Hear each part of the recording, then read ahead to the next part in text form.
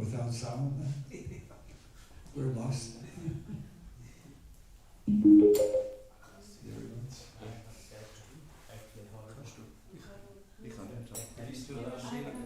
I played for the first time.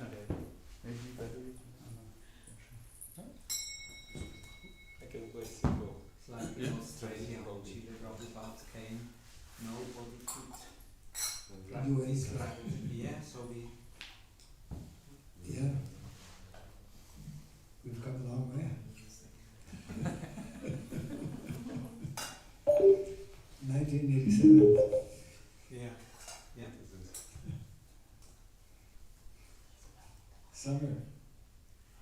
Summer, yeah. I joined in the summer in May, I think, May, June, and then, yeah. The summer. September was initiation. Yeah. Summer of 1987. Ah, it was not a Oh, okay. Because of the camera. Yeah, okay. camera. The camera. They cannot see you, otherwise not. Yes. And now we cannot see Zairam. Yeah. Yeah, Mr. Camera. We have to respect Mr. Camera.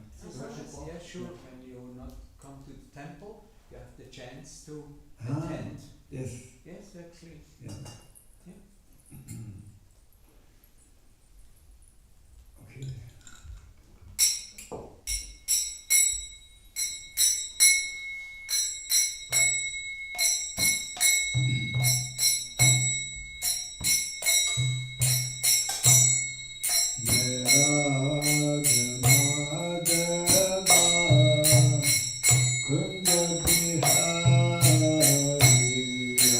Jai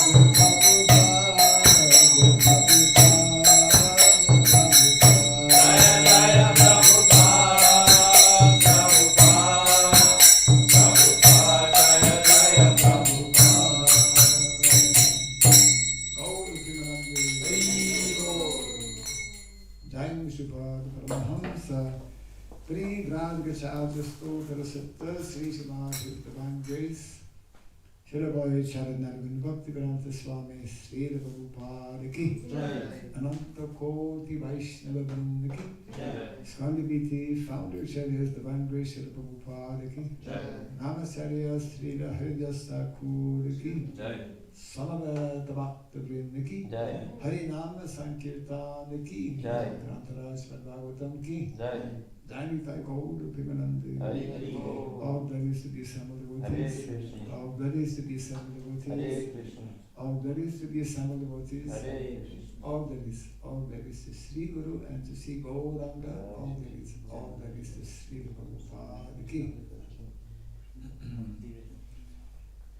Om Agyanatimirandasya Gyananjana Shalakaya Tatsurumilitam Jena Tasmai Shri Gurave Namaha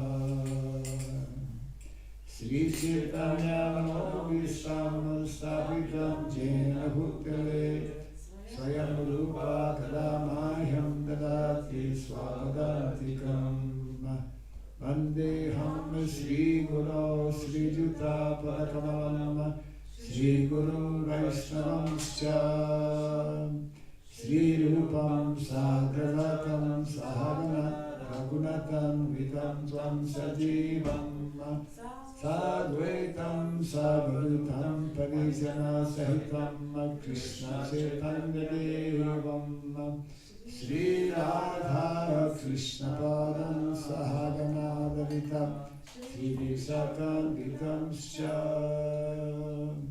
Hare Krishna Karuna Sindhu Dinabandhu Jagatpate Gopesha Gopika Kanta Radha Kanta Namostute Tapta Kanchana Gaurangi Radhe Vrindavaneshwari Vrishabhanu Sute Devi Pramanami Hari Priye Vanchakalpa Tarubhyasya Vipasindhubhya eva cha Patitanam Pavanebhyo Vaishnavebhyo Namo Namaha Narayanam Namaskritya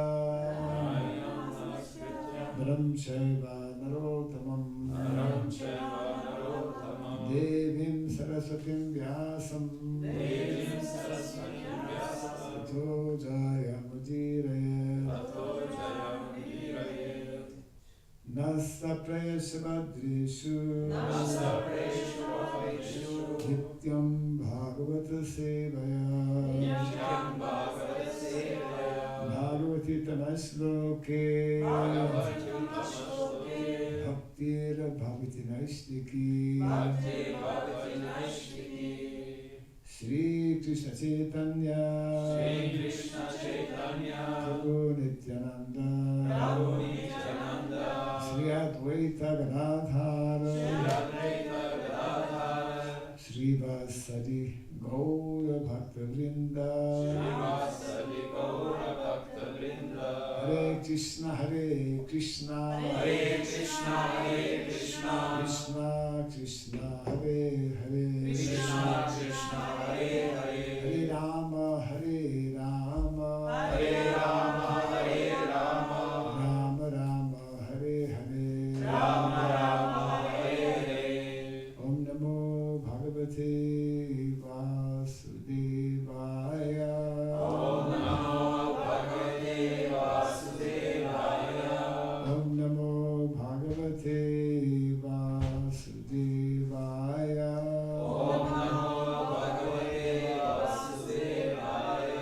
Om Namo Bhagavate Vasudevaya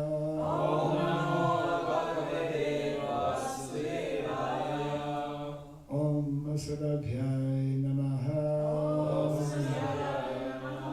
Om Sarabhyai Namaha Om Sarabhyai Namaha Mukam karoti vasanam pangum nangayate girim Yatkripatamaham bande Sri Yatripātamaham bande Sri Gurum Dinatāranam. Hare Krishna. Welcome to our morning Bhagavatam class, which is this morning not a Bhagavatam class, but a reading from Chaitanya Charitamrita. And I think it happens every Sunday, maybe? Yes. That's good. The devotees get to hear a lecture of Prabhupada. Every Monday. Monday, huh? Okay, yeah, very good. So as we normally do when we hear or read Chaitanya Charitamrita, we chant briefly the mantra glorifying the Panchatattva. Jaya Jaya Sri Chaitanya Jaya Nityananda. Jaya Jaya Sri Chaitanya Jaya Nityananda. Jaya Dutta Chandra Jaya Gaura Bhakta Vrinda. Jaya Dutta Chandra Jaya Gaura Bhakta Vrinda.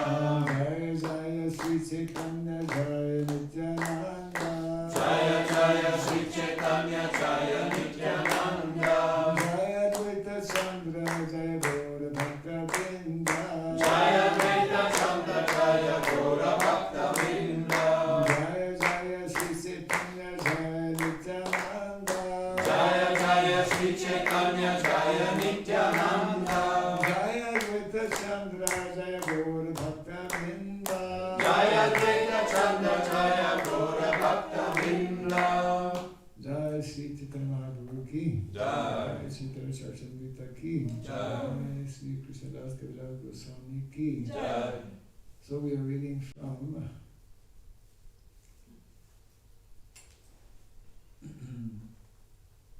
it's on the board? It is, huh? It's Madhya Lila. Madhya Lila, Chap- 24, chapter 24, entitled Explanations of the Atmarama verse, text 230, correct? 231. Oh, okay. 231. So how do you do it? You read like a series of verses? Until we reach a purport, yes. Huh? Until we have a purport, No. we keep reading until we have a purport. Well, 230 has a purport, 231 has no purport. Who chooses verses here? Anyways, it's okay. I mean, normally we read, whether there are purports or no purports, we read normally a series of verses. In any event, 231 is on the board. And normally, anyways, I guess it's done in different ways, which is not a problem. I think you can do it how you like. Since it's on the board, and I think you're accustomed to doing it similar to Bhagavatam class, it's not a problem. Let's see here. Yeah. Vana Pate Dekhe Mriga Ache Bhume Padi Vana Vidha Bhagna Pada Kare Dhad Padi.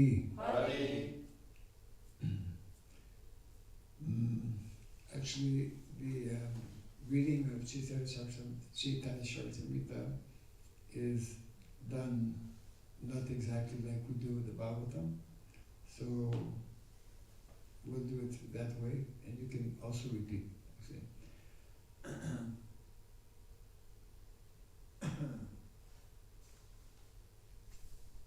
Yeah, 31.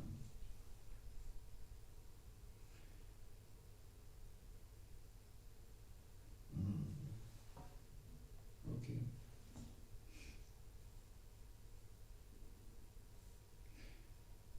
Vanapate deke briga atshe bhumi padi.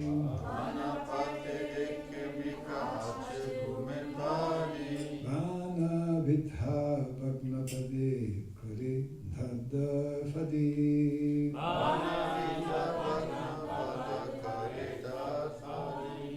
Vanapate pate dekhe mriga ache bhume padi. Vanapate dekhe mriga ache bhume padi.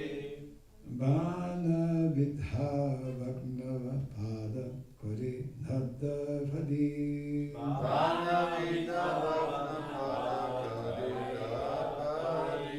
Vana pate dekhe mriga ache bhume padi. Vana pate dekhe mriga ache bhume padi. Vana vidha bhagna pada kare nadda padi. Vana vidha vagnava pada kare padi. Vanapate dekhe mirgache pume padi. Vanapate dekhe mriga ache bhume padi. Vanavita magna pada kare tat padi. Vana vidha vagnava pada kare padi. Ladies. Vanapate dekhe mriga ache bhume pari. Vanapate dekhe mriga ache bhume padi. Varvidha bhagna pada kare dhar pari. Vanavita vagnava pada kare padi. Vanapate Vanapate on the forest path. on the forest path. Dekhe Dekhe saw saw mriga mriga deer deer ache ache. there was There was bhume padi bhume padi lying on the ground. lying on the ground. Vanavidha Vanavita pierced by an arrow. pierced by an arrow. Bhagnapada Vagnapada broken legs. broken legs. Kare dhad padi Kare padi twisting with pain. twisting with pain. So before I read the translation, I would read text 230 just before this, which is giving a little bit of background information. So translation to text 30 is as follows. Once upon a time, the great sage Narada, after visiting Lord Narayana in the Vaikunthas, went to Prayag to bathe at the confluence of the three rivers, the Ganges, Yamuna, and Saraswati. And today's text translation. Narada Muni saw that a deer was lying on the path through the forest, and that it was pierced by an arrow. It had broken legs and was twisting due to much pain.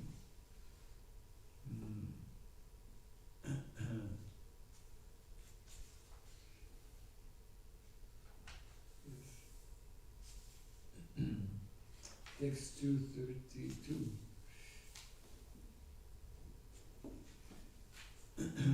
Arakatha dure eka dekena shukara taiche vidha bhagna pada kade dhada padam. Translation. Farther ahead, Narada Muni saw a boar pierced by an arrow. Its legs were also broken, and it was twisting in pain. Since you don't have the text, I'll just read the translation in English. Text 233. When he went further, he saw a rabbit that was also suffering. Narada Muni was greatly pained at heart to see living entities suffer so. 234. When Narada Muni advanced further, he saw a hunter behind a tree. This hunter was holding arrows, and he was ready to kill more animals. 235. The hunter's body was blackish. He had reddish eyes, and he appeared fierce. It was as if the superintendent of death, Jamaraj, were standing there with a bow and arrows in his hands. 236. When Narada Muni left the forest path and went to the hunter, all the animals immediately saw him and fled. 237. When all the animals fled, the hunter wanted to chastise Narada with abusive language, but due to Narada's presence, he could not utter anything abusive. 238. The hunter addressed Narada Muni, "O Goswami, O great saintly person, why have you left the general path through the forest to come to me? Simply by seeing you, all the animals I was hunting have now fled." 239. Narada replied, "Leaving the path, I have come to you to settle a doubt that is in my mind." 240. I was wondering whether all the boars and other animals that are half killed belong to you. The hunter replied, "Yes, what you're saying is so." 241.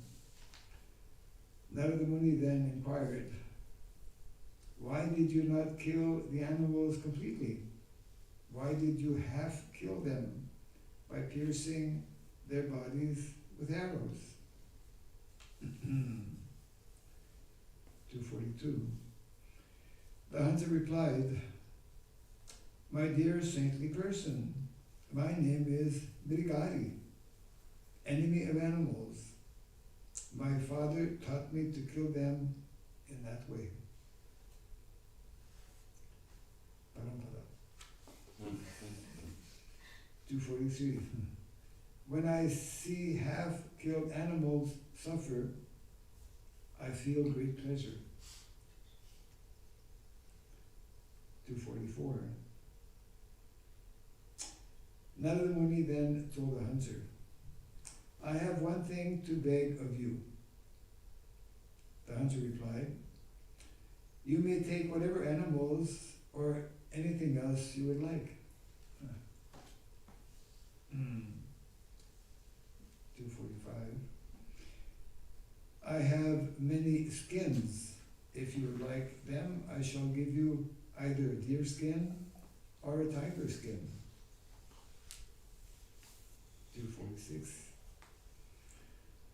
Narada Muni said, "I do not want any of the skins. I'm asking only one thing from you in charity." 247. I beg you that from this day on, you will kill animals completely and not leave them half dead. 248. The hunter replied, "My dear sir, what are you asking of me? What is wrong with the animals lying there half killed? Will you please explain this to me?" And 249 has a purport. Translation is as follows. Narada Muni replied, "If you leave the animals half dead, you are purposely giving them pain. Therefore, you will have to suffer in retaliation."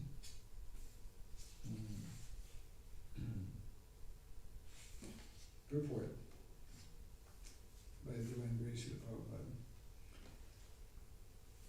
This is an authoritative statement given by the greatest authority, Narada Muni.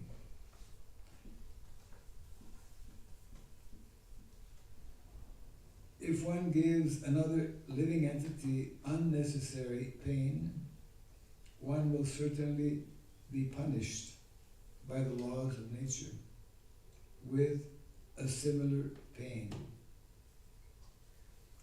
Although the hunter Mrigari was uncivilized, he still had to suffer the results of his sinful activities. However, if a civilized man kills animals regularly in a slaughterhouse to maintain his so-called civilization, using scientific methods and machines to kill animals, one cannot even estimate the suffering awaiting him.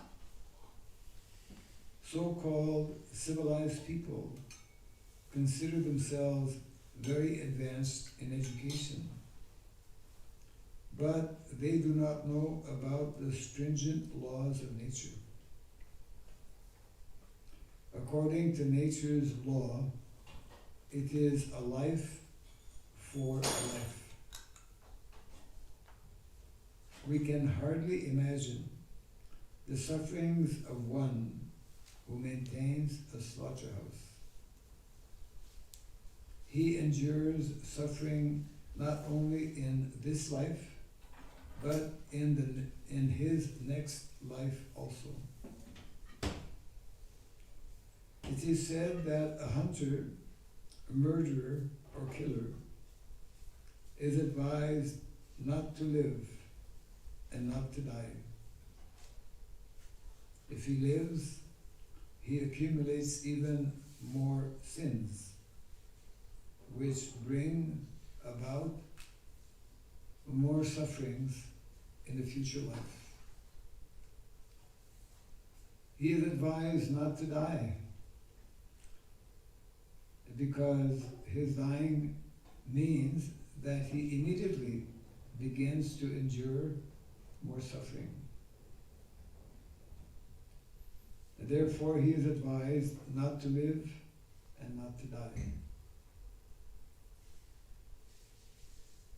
As followers of the Vedic principles, we accept the statements of Narada Muni in this regard. It is our duty to see that no one suffers due to sinful activities. Foolish rascals are described in the Bhagavad Gita as Mayaya Paritagyana, which indicates that although they are superficially educated, Maya has taken their real knowledge away. Such people are presently leading human society. In Srimad Bhagavatam, they are described as Andha Yatandhayar Apaniyamanaha.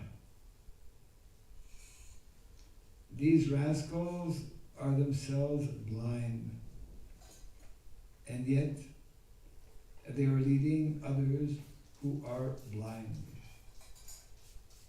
When people follow such leaders, they suffer unlimited pains in the future. Despite so-called advancement, all this is happening. Who is safe? Who is happy? Who is without anxiety? This clock is wrong, eh? Yeah, something's wrong.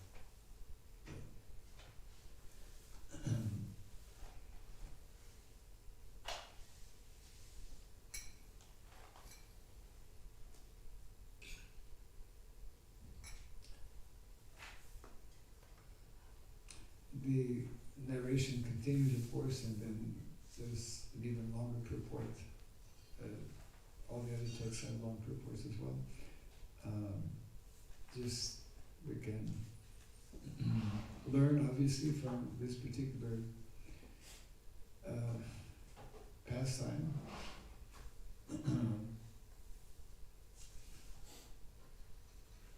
And I think we've heard the story before how Narada Muni, he will continue to speak with this hunter, and the hunter, by the good association and hearing the good instructions from Narada Muni, will be transformed. Actually, will stop killing animals and will become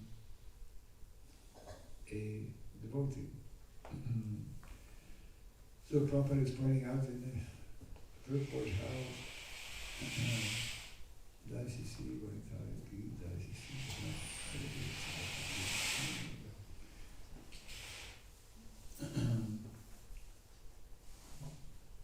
this is meant to be especially the foremost quality of a Vaisnava. Paradukha Dukhi, he is concerned. He feels the suffering of other living entities. Not only in terms of physical suffering, which is a common, we could say, denominator in the material world. Dukhalaya Shasvata, material world is certified as being a place of suffering. But a Vaishnava, because of knowledge he has acquired, he especially feels suffering for the conditioned souls who are totally in ignorance as to who they are. The real suffering of the living entity is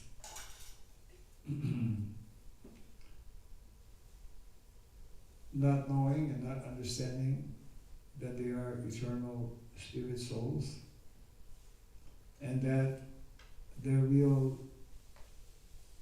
happiness lies in awakening and re-establishing their relationship with the Supreme Personality of Godhead. Prabhupada used to explain how he's making reference also in the purport, because of the ongoing onslaught in modern day society, so many animals, cows in particular, on a daily basis are being sent to the slaughterhouse. We cannot imagine the huge amount of accumulated karmic reaction that is building up on the planet, that's been ongoing actually since the last century on the scale never seen before. And people are just, most people are just unaware, a little bit like this brigadi.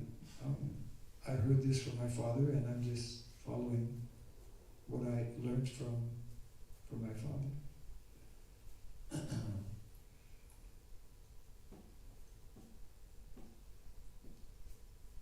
Prabhupada used to explain how there's a direct link between killing of animals, cows especially, and ongoing wars. If you kill animals, then you will be killed in the wars also. So the whole we can see this today especially, how the whole world is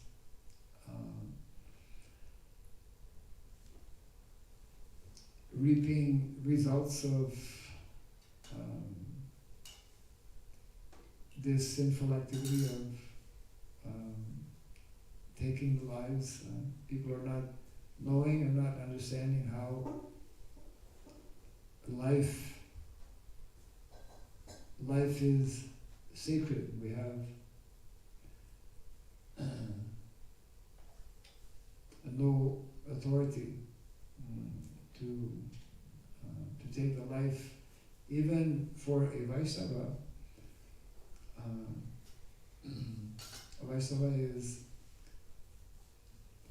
always very cautious to cause any kind of disturbance, even mental disturbance. I mean, that's at that level. Different forms of suffering or disturbances that can be caused, physical, verbal, or mental.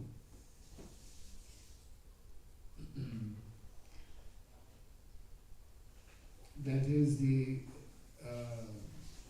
inner meaning of Daya. Daya means compassion. That's the special and most important quality that is meant to be displayed actually by Vaisnavas. And therefore the Vaisnavas are meant to be diligently working towards alleviating, reducing, minimizing the suffering that is inflicted upon other living entities. And of course, the proper method by which to accomplish this is by giving proper knowledge and understanding. It means through preaching especially. That's why preaching, giving people an opportunity to understand how their activities are creating future reactions that will bring them all kinds of suffering.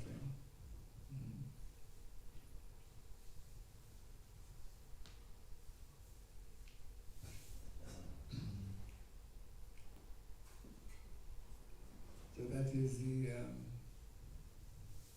special feature and the special, we could say, mission of the followers of Lord Chaitanya Mahaprabhu. Lord Chaitanya has come to deliver the most fallen in the stage of Kali.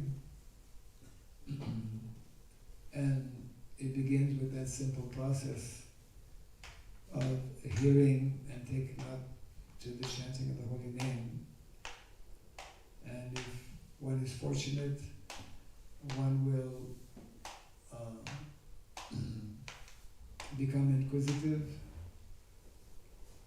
will want to associate with the devotees, and eventually by such association will come to know. I mean, most people don't even know that these 4 principles that we follow, for example, no meat eating, no gambling, no intoxication, and no illicit sex life, the 4 pillars of dharma. Most people don't even know that it's sinful. They need to be told. It needs to be explained to them. And that's the responsibility of those who are fortunate, all of us who are fortunate to have come in contact with this knowledge and understanding.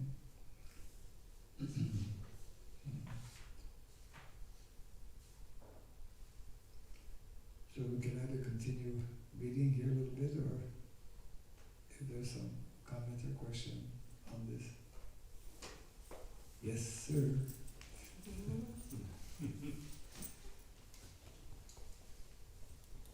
It's always nice to have an audience where there's a few people who have questions.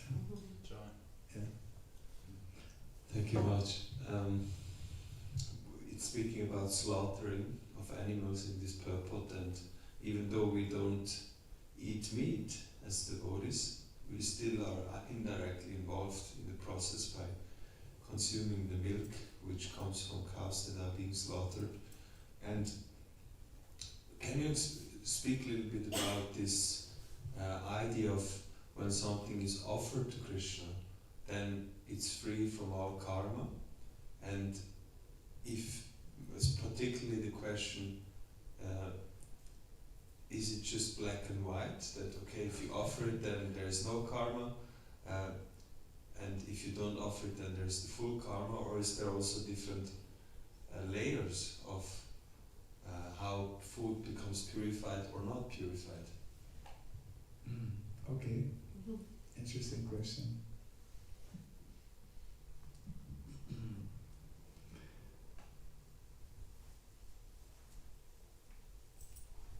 Of course, I heard some time back, we know this very well-known statement, Patram Pushpam Phalam Toyam in Bhagavad Gita. Krishna becomes satisfied simply by, someone offering him such simple things as water, leaf, fruit. Krishna becomes satisfied when things are offered to him, of course, with love and devotion. And also, we as devotees should know that because Krishna is the Pavitram Uttamam, isn't it? Raja Vidya Radobhyam Pavitram Uttamam. He is the purest. We should offer him what is also pure. So, if we are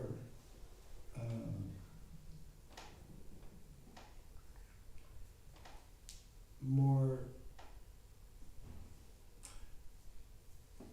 understanding this point, that Krishna being the Supreme Personality of Godhead, we make an endeavor to offer him all kinds of things which are going to be pleasing to him. And there are certain things that we are not meant to offer him. I mean, obvious things like we don't offer meat, or things that we don't offer alcohol or wine or whatever.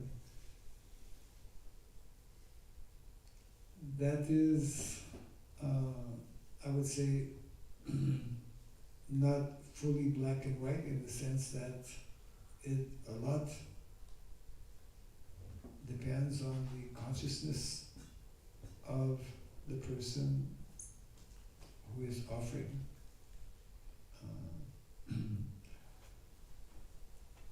We have an obligation, and it's in many ways a big challenge, because pretty well all the food that we purchase is contaminated, is not grown by devotees, number one. Secondly, that food is actually impure in that it has been grown by using all kinds of chemical fertilizers and using chemical pesticides, and therefore it is not quality food. It's not even healthy food, or it has lost a lot of its natural original nutrients. That's scientifically established and known today. Of course, milk, you mentioned about milk also. Milk, that's a whole big controversial aspect.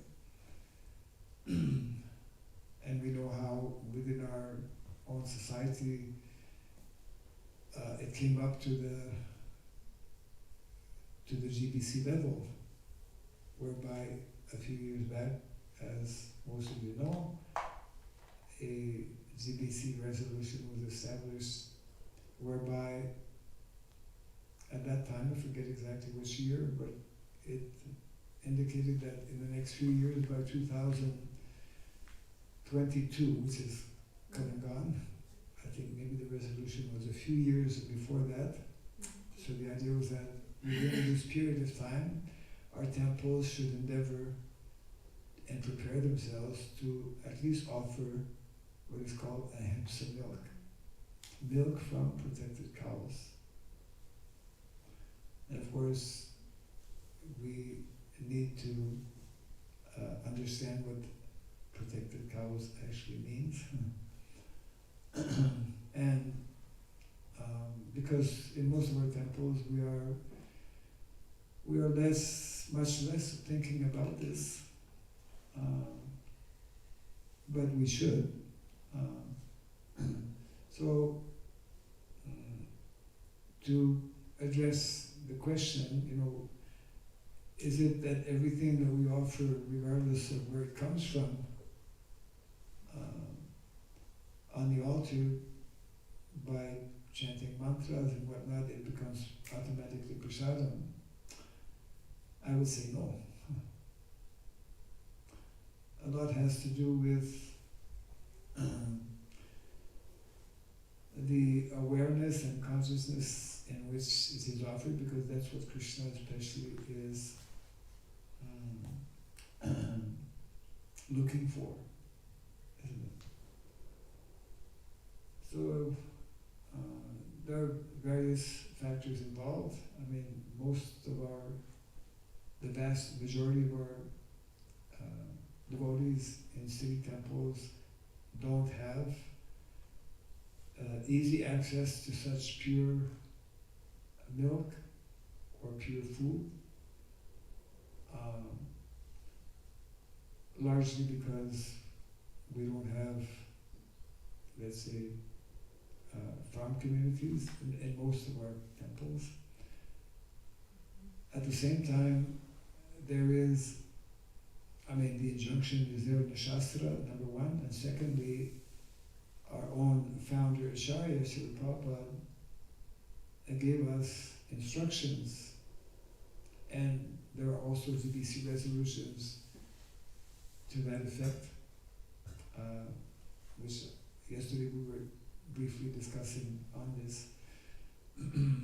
where the city temples should endeavor to purchase food from communities of devotees who are growing food. As a matter of fact, there's a standing order that every temple should have within a 50-kilometer radius a community, a farm community, where we can grow such pure food by devotees. We can keep cows where they will be nicely protected, maintained, and this pure milk, this wholesome milk, this pure food can then be offered, to Krishna in our city temples. And we can, that's nicely explained in that book, speaking about Varnasana. We can also use milk products and ghee for our restaurants, Govinda restaurants. Prabhupada also wanted very much that we have such facilities as a preaching tool, because everyone likes food, everyone has to eat every day as well. So in different places, like in Australia especially, they've developed that quite extensively, and pretty well everyone in Australia knows the Hare Krishnas through the nice restaurants and nice prasadam that they deliver. So I would say like this, to the extent that we are, as devotees, making an effort to offer as pure food as possible. To that extent, Krishna is pleased. To that extent that we are neglecting to do that, then Krishna will not be pleased. Prabhupada also explained that food that we cook as devotees, well, it depends very much on the consciousness and the purity of those who are cooking that food. So there's a whole scientific system whereby, from the source of that food to the persons who are cooking the food in the kitchen and to the person on the altar, his consciousness also needs to be proper so that Krishna actually becomes pleased and satisfied with such offering. So,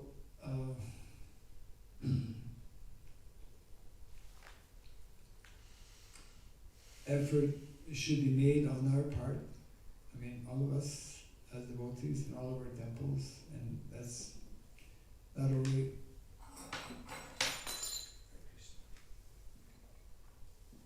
the responsibility of temple presidents, but I mean of the devotees in general, especially for the purpose, because that's our primary goal in life, is how we can best please and make Krishna happy. So we can best do that by following the injunctions that are there in the Shastra, by following the directives that are given by our Vaisnavacharyas. And in our case, we have a number of very specific instructions by Srila Prabhupada, and it's part of definitely what we should be doing.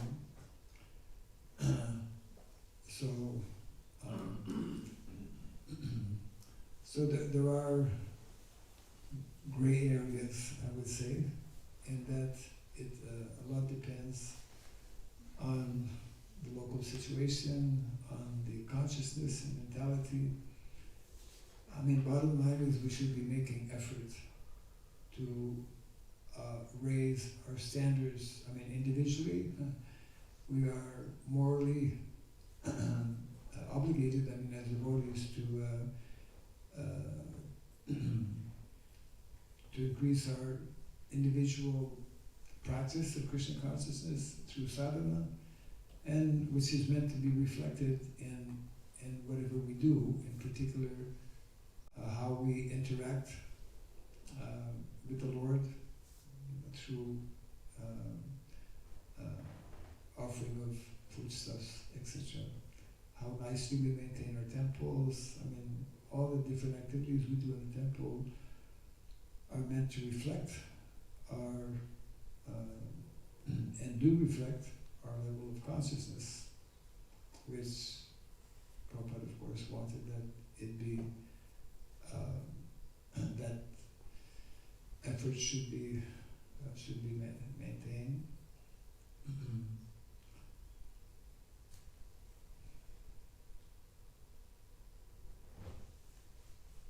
So we should be making that effort to know, to understand whatever we can do. Like I was giving the example recently in Brajamandala farm in Spain. It was very nice. It was my first time visiting. So they're also having, they're here in Europe where they have major challenges in the winter because flowers don't grow. But what they are doing is they're offering very simple garlands made of leaves, like you saw the other day. We made a sample. they take leaves, ivy leaves, ivy. But you can't take any leaves. I mean, it could be any leaf. Ivy leaves are, I was looking it up actually. They have certain qualities. Anyways, they make garlands with ivy leaves, and they put a little bit of like small flower, maybe spring flowers that are there. I don't know what they do in the middle of the winter. Because actually all the flowers, I mean, now we're going beyond food, but it's the same concept or same principle. You know, if we know that, and we should know, that the flowers that we offer actually to the deities in probably most of our temples, that we get from some commercial outlet, I mean, they're chemically affected in so many ways, and we're offering this to the Lord, we're offering this to devotees visiting Vaisnavas or visiting sannyasis. So we need to give more thought on this. I mean, I was a temple president some years back in Banshal Temple, and we were also doing, you know, getting our flowers, which were flying from, I don't know, halfway around the world. But you had to give you had to give scent to the flowers. The flowers didn't smell. Their natural smell was lost, actually. And the natural taste of food nowadays practically is lost also.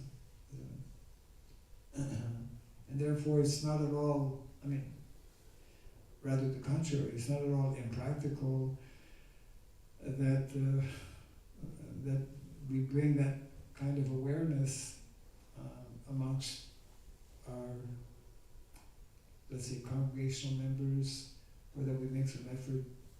You know, now it's has been since many, I would say quite a few decades, normal for a number of people, even living in the city, you know, to have some food on your terrace, or on your people have community gardens. There's different ways, and I would say especially for us as devotees, knowing how this is something important, because we are dealing, after all, with the Supreme Personality of Godhead. So we can definitely, without any doubt, do much more than we're doing in general. At least on some small scale, we can be maybe once a week offering something that is totally pure, and then slowly, gradually increase that or something. I was recently, I won't mention the place, but I was recently in a temple, well-established temple, where they have cows, and the cows give milk, but not enough milk for making all of the sweets. So they mix the pure milk with the impure milk. Well, you know, it's better to just make sweets, smaller quantity, with the pure milk, and then if you want to make other sweets, okay, but it's like, if we have pure milk, why we should mix it with something that is impure? There's more and more, I mean, we call non-devotee folks, you know, ordinary people who value good food, wholesome food, and who actually take the trouble to maybe grow at least some amount of food or some flowers. Flowers are especially important for us because every day we need flower. Incense. I mean, all the incense on the market is contaminated. So,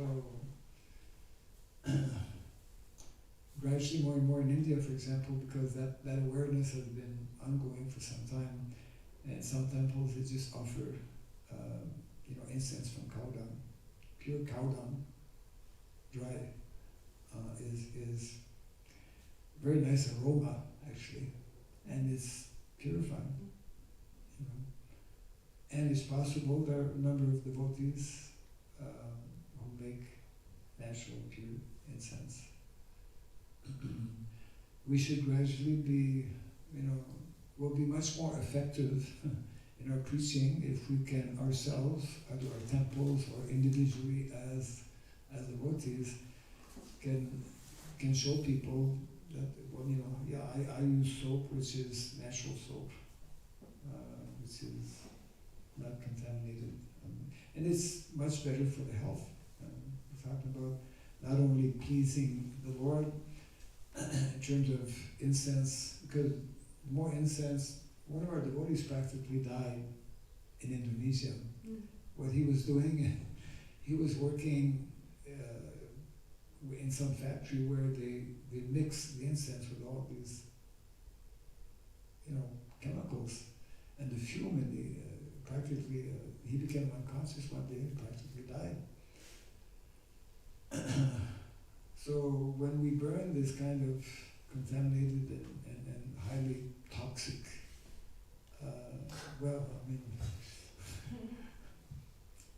we get like immediate reaction sometimes. We definitely should be making an effort, and that's one of the important reasons.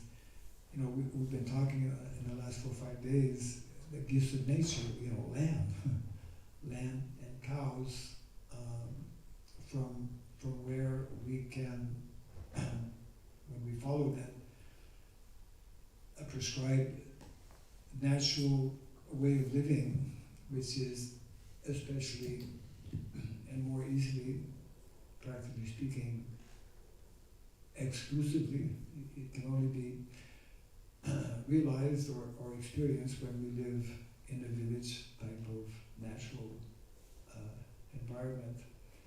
Or, just like many of our temples, like your temple here, this temple, you have some land, you're growing some flowers. We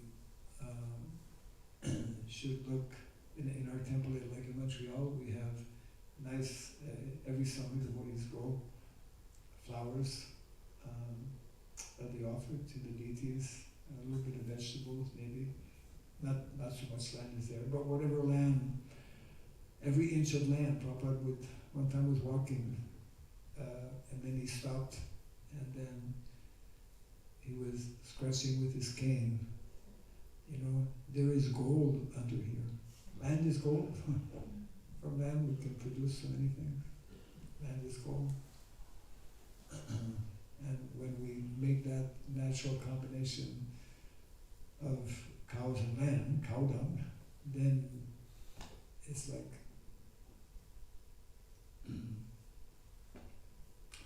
someone else, yes.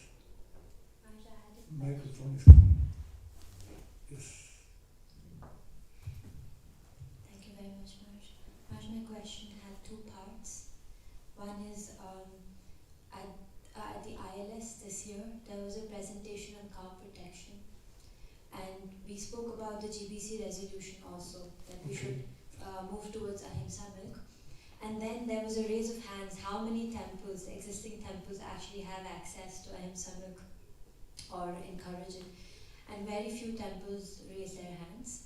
And then we spoke about how there is this economic factor, that it's too expensive. Yes. And therefore, also you get lesser quantity, so that means you cannot have paneer for Sunday feast, for example. Yes. You get lesser quantity, and also it's much more expensive. Because you have to invest to maintain the cow, till the end of its life. So I was thinking, given this economic reality which is there facing us, that's the first part of my question. What would be your suggestion that for local temples, although there is this economic factor, how should we realistically move towards ahimsa? Let's address that first aspect. We have to look at the full picture in terms of economics, because when we consume either food or milk, which is not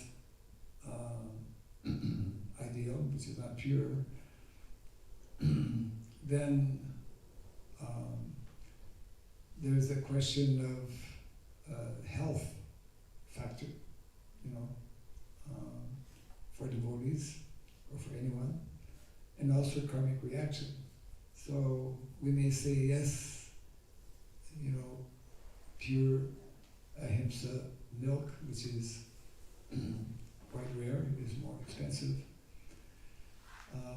but that should not be the only factor upon which we decide to either purchase or not purchase ahimsa milk. I mean, the bottom line is that we are neglecting a most important instruction given by our founder, Acharya.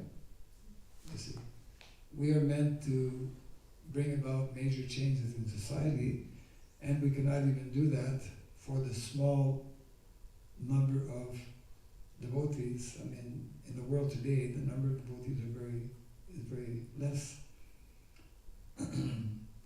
If we want to preach convincingly on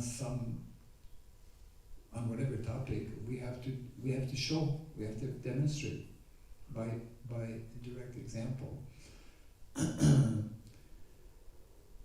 One of our devotees, who's an Ayurvedic doctor, he gives regular seminars, and he was explaining how taking paneer can be very detrimental to the health. I mean, most of our brahmacharis in temples, or those who are living full-time in temples, because of the kind of food and the way it's prepared also, have all kinds of diseases, actually, at least in India, and I would think in other places as well. So,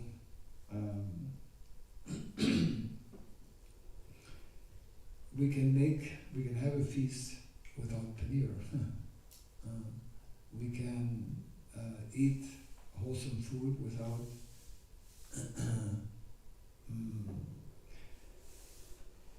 maybe the kind of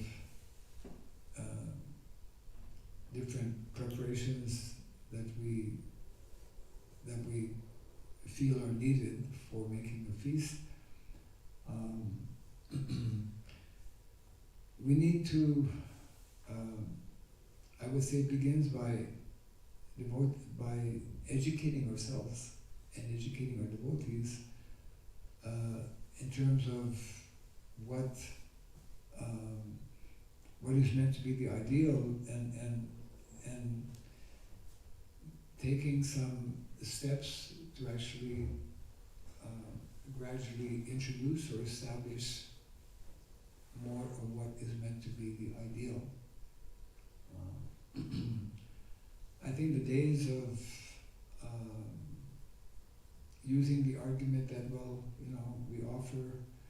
when we offer this to Krishna, then there's no karma is removed because it's purified, it comes in contact with Krishna. In terms of milk, for example, I think this argument holds less and less the more we understand and know, and especially which unfortunately to a large extent is the case, when we're not making that effort to establish, even if we're not able to immediately, which is understandable, even if we're not able to immediately establish or get some land to establish a community, pretty well every temple can find some men, I mean ordinary people who understand the value of good food, are doing a lot more things than very often our own devotees are doing to try and grow food or to contact people who are properly caring for cows or not sending them to the slaughter.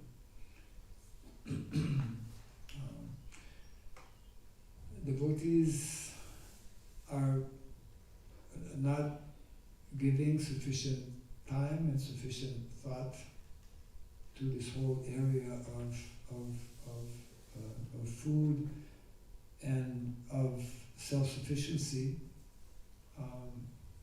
and ultimately it's all it's all directly connected with this whole theme that we've been discussing in terms of varnasana. People are not, our own devotees are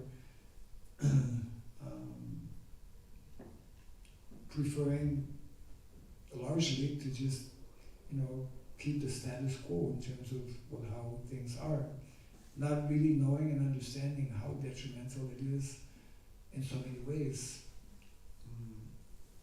So there's a need for educating ourselves, educating our rank and file devotees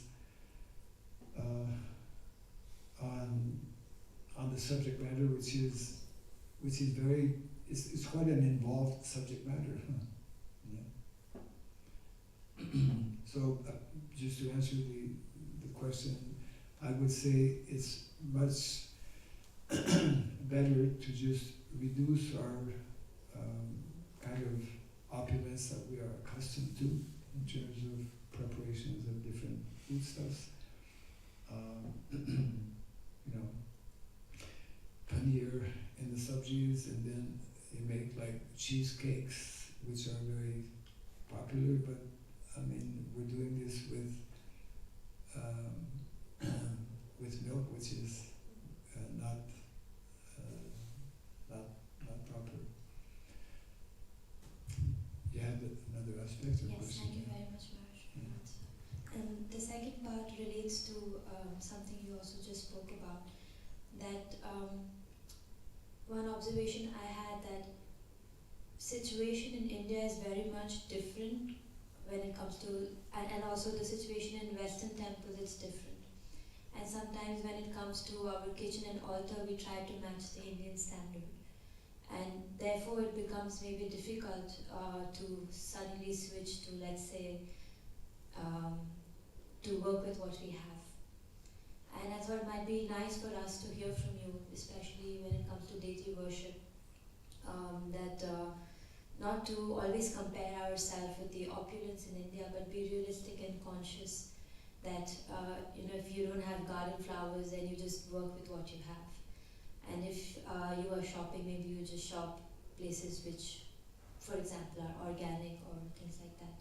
So I just thought it would be nice for us to hear from you in this regard, that not to always have this mindset of comparing everything in India and opulence there. Yeah, that's a good point. In places, in most places in India, where the climate is different and where it's much easier to get things that, whether it's food or other items that we need for our temples, in particular for our deities,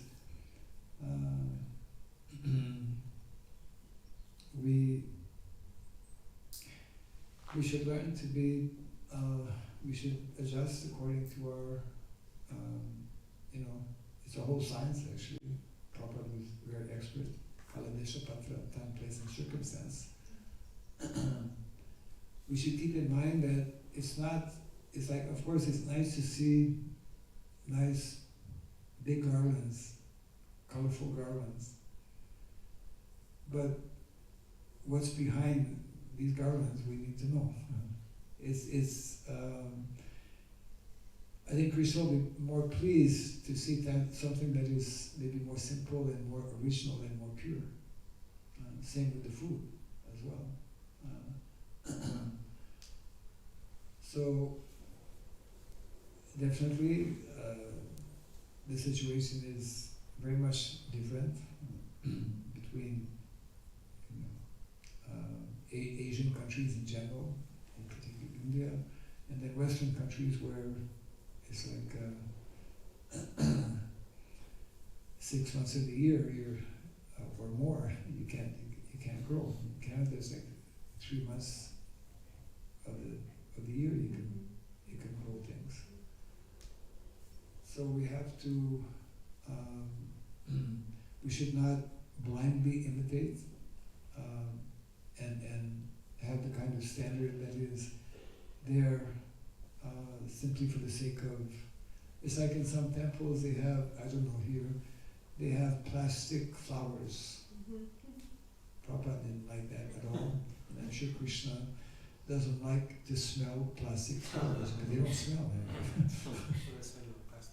I mean, the tendency is to, like when we have festivals, to decorate with all kinds of, we buy things, but it's, we don't need, we can and should, decoration in India is with those who are in India, I mean with what is it, mango leaves and banana, banana leaves. And I've seen, I think, in the West, well, we have evergreens. We can put on the altar pots of whatever is growing, and that can keep for some time, as opposed to definitely Prabhupada was not at all appreciating that we use decorations that are artificial, that are made of plastic, etc. like that. So my understanding is better to do things more on the natural side, even though it may be more simple. Krishna appreciates simplicity and will be more, I think, pleased by the humble and simple efforts made by his devotees. It's a topic that devotees possibly need to think about more and discuss a bit more to see what is, what is practical, what is possible as well. Yes.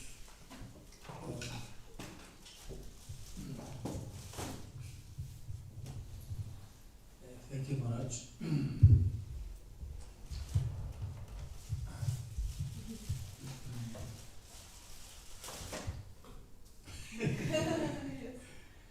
Maharaj, sometimes they bring me, I'm sorry? I mean, this is now okay, but I will Not ask you sometimes, separately.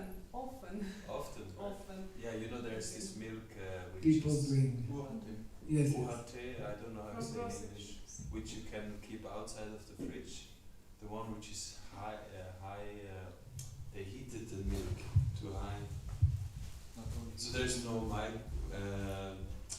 The one that says that, as soon as you open this, you have to use it within 24 hours. Yes. Something like that. And you don't need to, you can keep it for a year or so outside.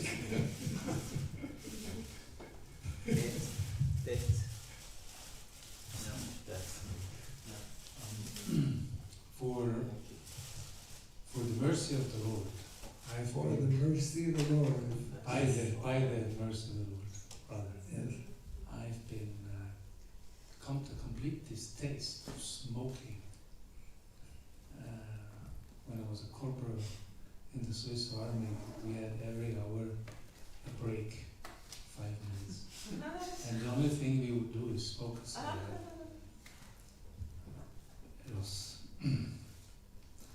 relaxing, and it was friends smoking together, forgetting about the harshness of army service. But I got completely freed from it. I don't need to smoke. I actually am very disgusted by smoking. almost supported. Same thing with alcohol. I had an alcohol addiction problem, and today I can't even smell alcohol. I mean, I used to drink in trains, and when now somebody's opening a beer in a train, it smells awful. It smells so awful. I have to change the wagon. I have to go away. I cannot sit in the same wagon because it's so awful. But I used to be attracted if somebody opens a glass of wine, you know. I thought, some wine.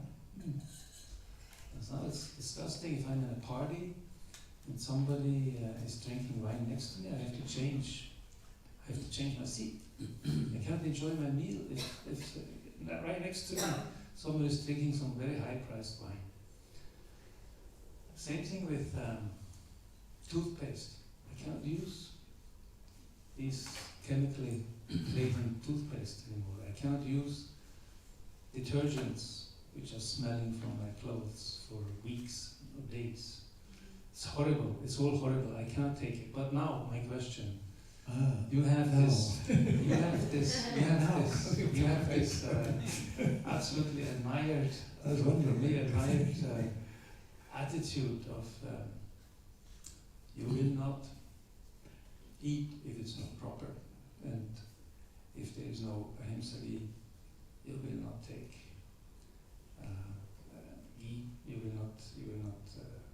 You will certainly never consume anything that is cooked with seed oils.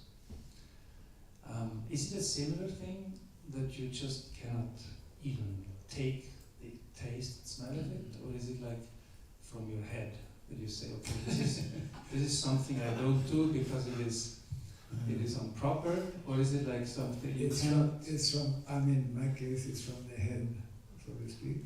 That if it's, Prabhupada mentioned how we should only put inside the body ghee in terms of oil. We should not. Prabhupada also mentions how, in Vedic culture, if food is not cooked in ghee, it's not considered cooked food. And where are we with our ghee? Well, we don't have ghee. It's not available.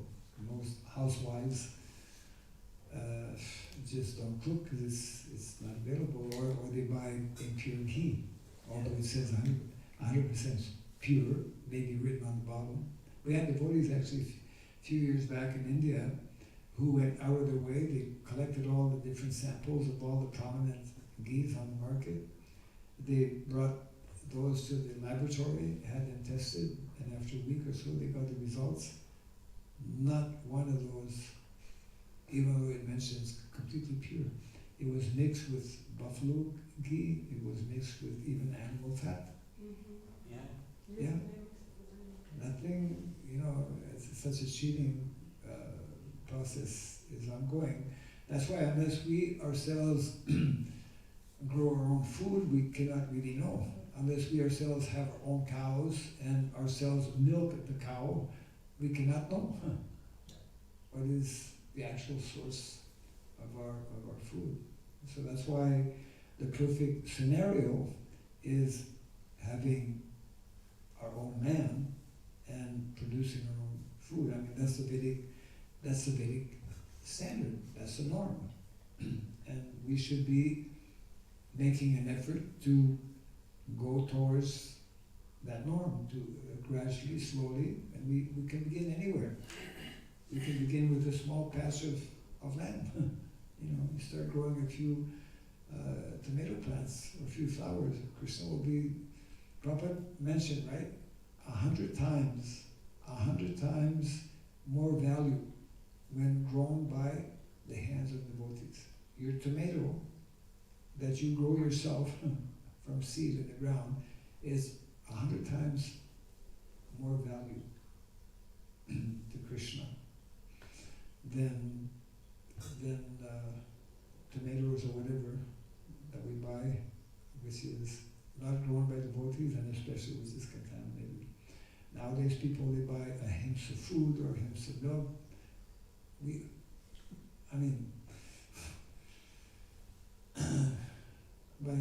Produced by people very often who don't know nothing about what is ahimsa. Automatically, when it is done or gone by devotees, it is ahimsa. So, Brigadi the hunter and Narada Muni, very nice purport given by Srila Prabhupada. Food for thought, as they say, and it's about that time as well. Prashadam. Yes, you want to say something? I just want to say, His Holiness Bhakti Raghava Maharaj ki Jai. Srila Prabhupada ki Jai. All Bhaktivinoda ki Jai. Sri Chaitanya Mahaprabhu ki Jai. Hare Krishna.